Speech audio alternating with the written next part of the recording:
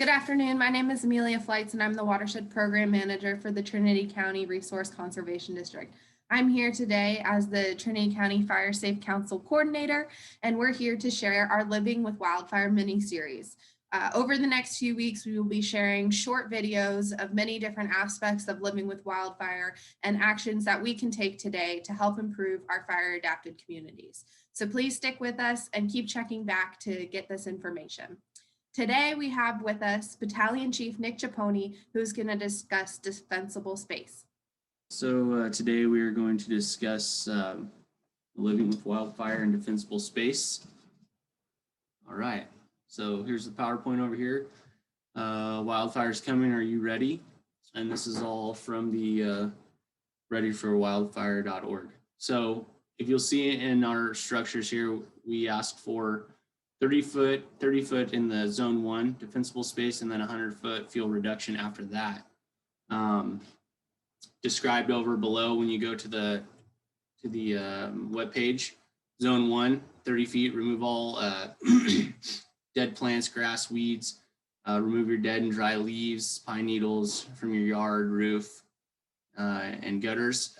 Keep tree branches 10 feet away from the flue pipe of your stove. So that's your first initial 30 feet. When the 30 to 100 in zone 2, we're going to cut or mow annual grasses down to 4 inches, create hazard zone spacing between your shrubs and trees, which we'll go over. And 7 is the most important part, is while we're doing this, we do it during appropriate times to not create a fire. There we go. So discussion of vegetation spacing. Obviously on flat ground, your distances don't have to be quite as far. 2 feet for small shrubs, so it's 2.5 times the height of the fuel. Flat, and this is less than 20% slope. So obviously your trees are taller, you're going to need more spacing. When you get to a slope, 20 to 40%, you want to be 4 times more, and then 20 feet for trees, and then again more for a greater than 40% slope. The other part of that is just a common sense factor. If you're dealing with a drainage or a chimney or a saddle, you'll have to just kind of assess your property and look at what distances you will need or prefer. Obviously, our goal is not to strip the land of all of the fuel or roughage, because it needs that, but to make it clear and clean for fires.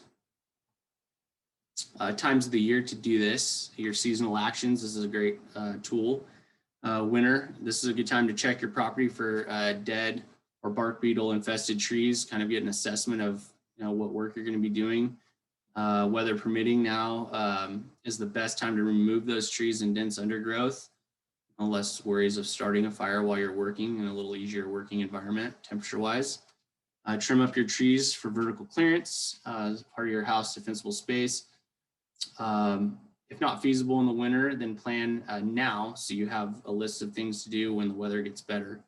If you're planting trees in the spring, plan ahead and plant local native trees. Obviously, our local native vegetation will survive better.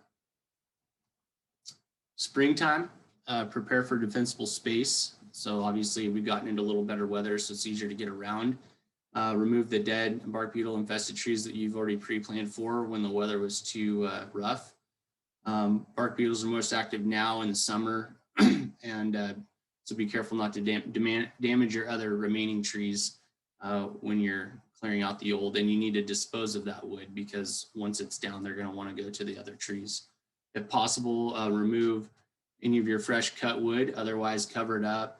Lop chip infested woods, and do not place near healthy trees, as we talked about. Follow an extended period of little of no rain, spring weather, high value trees. Use your best watering practices to keep what you have alive.